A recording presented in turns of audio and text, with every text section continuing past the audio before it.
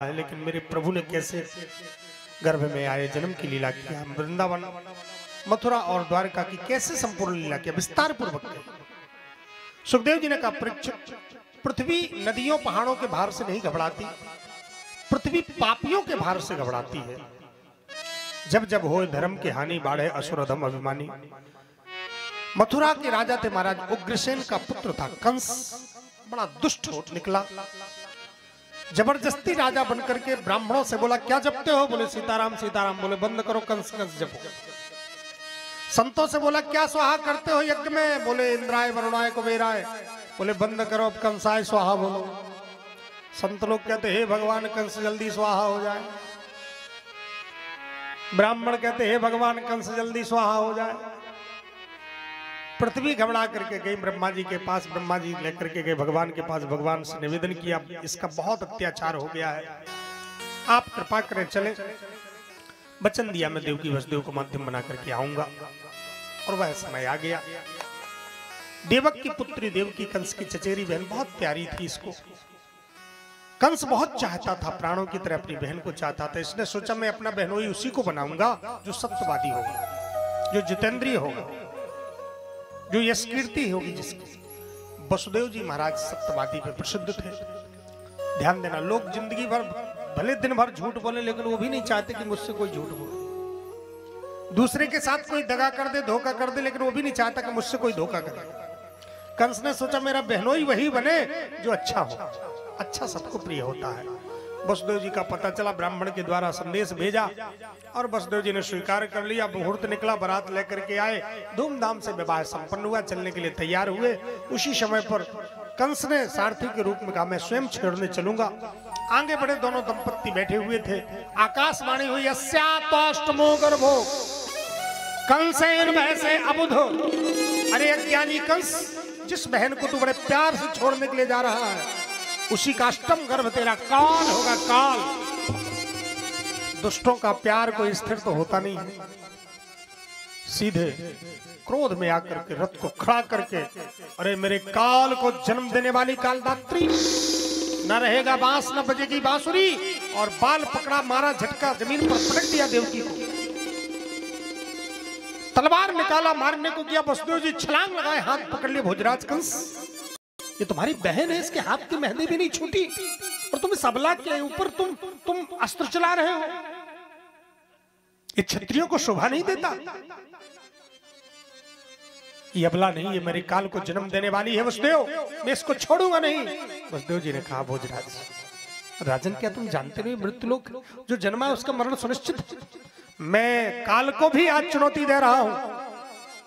आज ही मैं जब काल को जन्म देने वाली को ही नष्ट कर दूंगा तो काल कैसे जन्मेगा।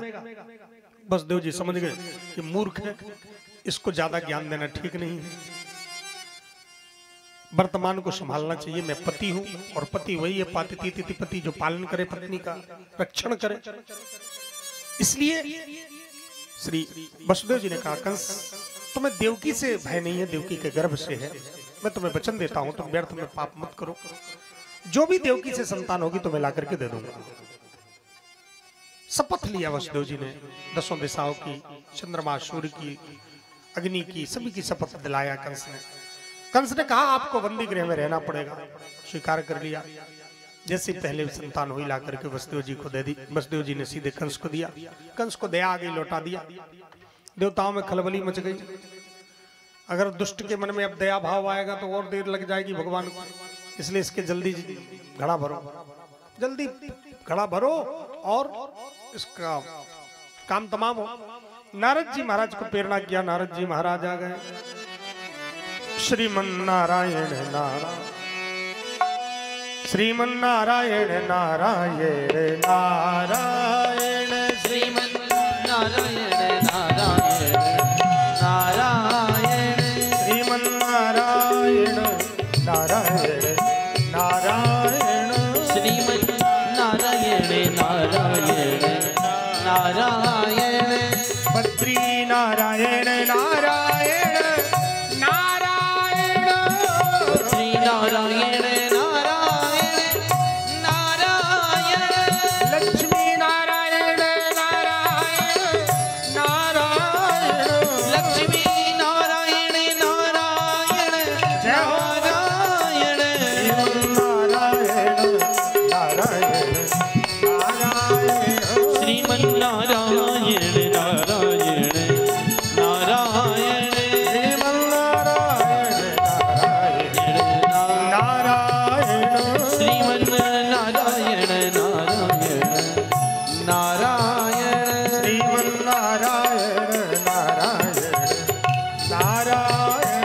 श्रीमन्नारायण नारायण नारायण नारायण नारायण। कंस जिगरू जी, अरे मूर्ख, में तो सोचता था तू समझदार है, लेकिन तू इतना ज्ञानी है, मेरा चेला हो गया। क्या बात है गुरुजी, तूने वसुदेव के बेटे को कोई छोड़ दिया? गुरुजी मेरा तो 8वां काल है। नारायण नारायण। अरे बोले वाले चेला, देख देख देख, अष्टदल कमल लेके आए ठाकुर, देख गिनती गिन, 1 2 3 4 5 6 7 8। अच्छा यहाँ से गिन, 1 2 3 4। अच्छा यहाँ से गिन, 1 2 3 4 5 6 7। जहां से गिने उसी के बगल में 8वां आ जाए, जहां से गिने उसी के बगल में 8वां आ जाए। गोल पंखुड़ी, 8 पंखुड़ी। अब तो महाराज कंस की खोपड़ी चक्कर काटने लगी। गुरुजी मेरे तो कुछ समझ में नहीं आ रहा है, मूर्ख और शंख दूसरे के फूंकने से बचते हैं। और नारद जी ने कहा इसलिए तो मैं समझाने आया हूं तुझे, तू किसी को मत छोड़, जो 8वां होगा अपने आप आ जाएगा। कंस, ओहो गुरुजी ने आपने बिल्कुल ठीक बता दिया। और कंस ने बुलाया, नारद जी तो चल दिए, ठीक है मैं जा रहा हूं, अब तू संभाल लेना अपना काम। और श्री नारद जी तो चले गए। कंस ने बुलाया वसुदेव को और बालक को सीधे पत्थर पर पछाड़ दिया। ध्यान देना, तो क्या संत गुरुजन किसी को पाप में प्रेरित करते हैं? एक बात ध्यान दीजिएगा, संत गुरुजन कभी किसी को पाप में प्रेरित नहीं करते। तो देवताओं ने क्यों किया, गुरुजी ने क्यों किया? जब छोड़ दिया था क्यों किया? ध्यान देना, किसी के बच्चे को किसी को फोड़ा हो जाए तो डॉक्टर के पास जाते हैं। डॉक्टर किस लिए होता है?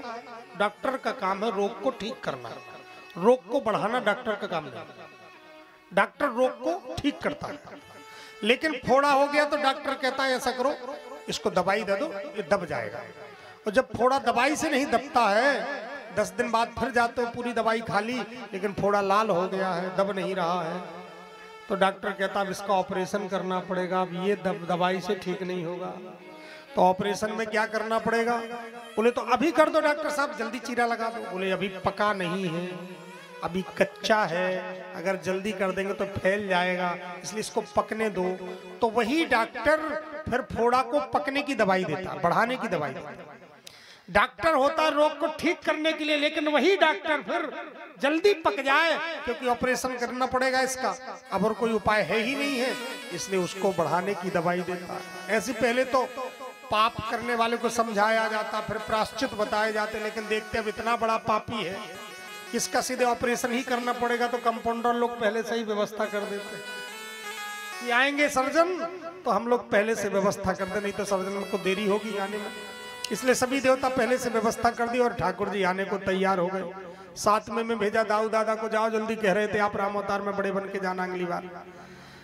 शेषावतार भगवान को भेजा, देवकी के गर्भ में 7वें रूप में आए हैं। योग माया को बुलाया, योग माया तुम्हें आदेश है, सबसे पहले देवकी के गर्भ को उठा करके रोहिणी के गर्भ में स्थापित कर दो। आज विज्ञान कहे कि हम गर्भ प्रत्यारोपण का खोज कर लिए, हमारे शास्त्र पहले से ही सब कुछ खोजे बैठे। गर्भ का प्रत्यारोपण कर दिया गया, एक गर्भ को उठा करके दूसरे गर्भ में स्थापित कर दिया गया।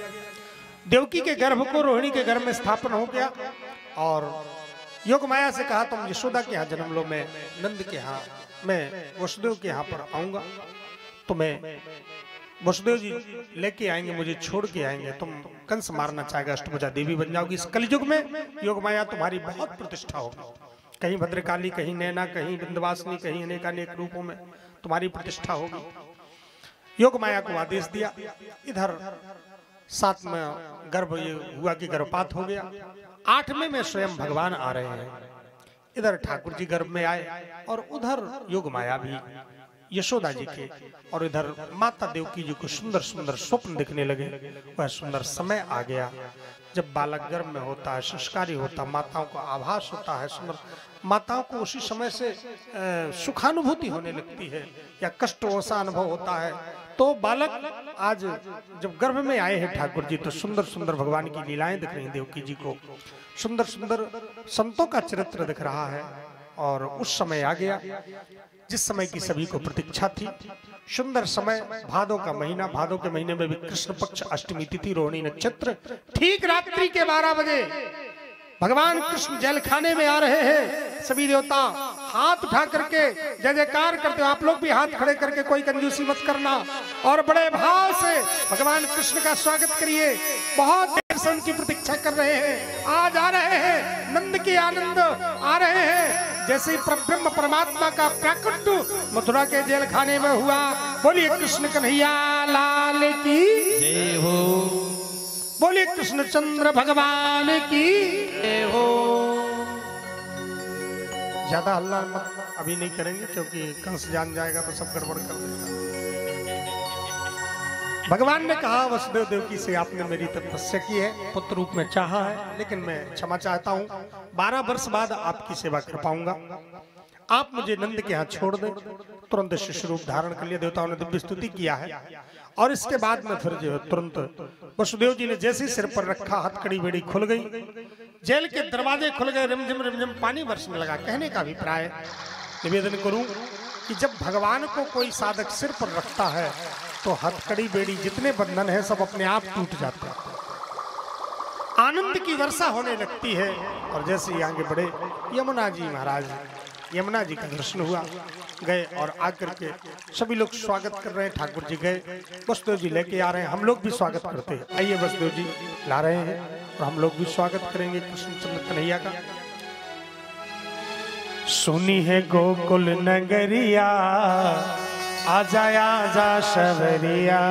सुनी है गोकुल नगरिया, आजा आजा सबरिया, आजा आजा शबरिया, आजा आजा सबरिया, आजा आजा शबरिया, आजा आजा सबरिया, ओ आजा आजा शबरिया, आजा आजा सबरिया। सुनी है गोकुल नगरिया, आजा आजा शबरिया। हाँ, सुनी है गोकुल नगरिया, आजा आजा सबरिया। जय हो कृष्ण कन्हैया लाल की जय हो। वसुदेव जी ला रहे हैं नंद महलों में।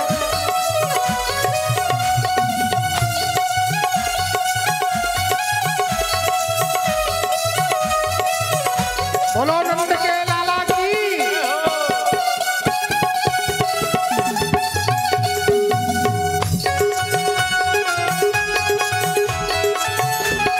देखिए जो जहां बैठे बैठ जाए, खड़े कोई नहीं होंगे। खड़े होने से कोई आपको ज्यादा लाभ मिलने वाला नहीं। बैठ जाइए, बैठ जाइए, सब लोग बैठ जाइए, बैठ के दर्शन करिए सभी लोग।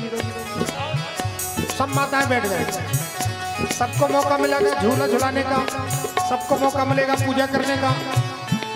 सौभाग्य है कृष्ण जन्म में सब लोग प्रतीक्षारत है। इधर वसुदेव जी ने लाला को लटाया, लाली को उठाया और ले जा करके पहुंचे जेल खाने में। इधर कंस को पता चला, आया, मारना चाहा लेकिन हाथ से छूट करके सुभद्रा देवी बन गई। अरे दुष्ट कंस क्यों मार रहा तेरा, तो मारने वाला काल पैदा हो गया।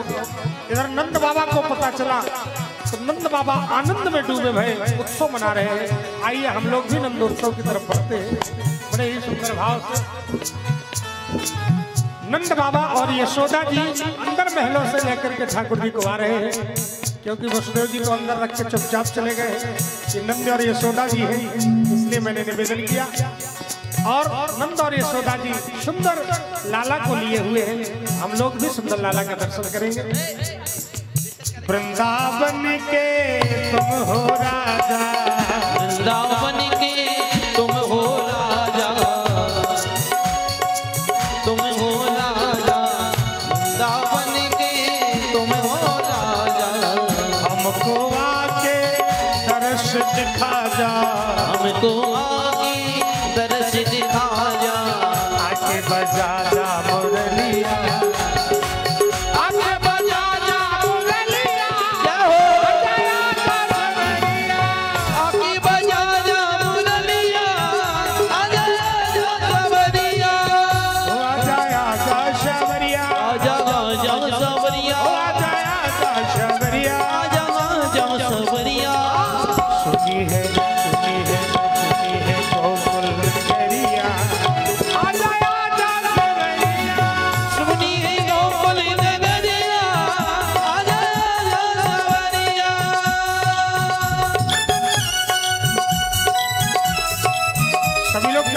साइड पीछे वालों को भी दिखना चाहिए।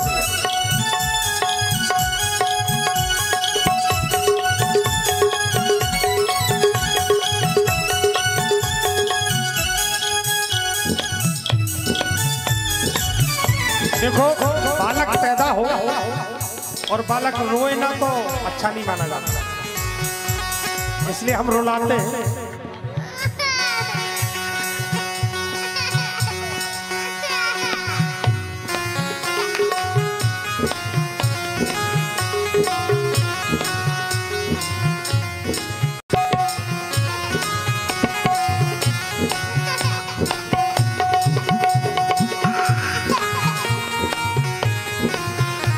बोलो कृष्ण कन्हैया लाल की जय हो, बोलो नंद के लाला की जय हो, नंद के छैया की जय हो, यशोदा के छैया की जय हो।